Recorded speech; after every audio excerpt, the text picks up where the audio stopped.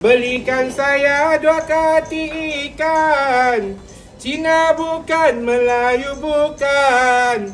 Alah jondang sayang, inilah saya peranakan, orang peranakan.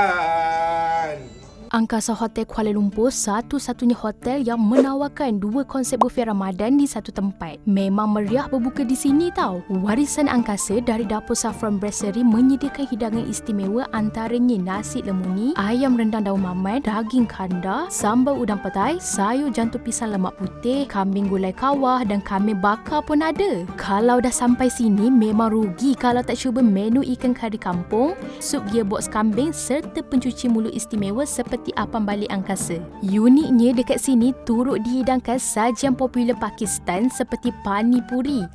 Ni diorang akan tolong ambil semua bahan-bahan. Banyak juga pilihan kuih tradisional seperti kuih gading galoh, kuih merah, pulut tekan, koci pulut hitam, kuih dadar, tepung pelita, tapai pulut dan pengat manis. So, tunggu apa lagi? Jangan lupa book untuk berbuka nanti.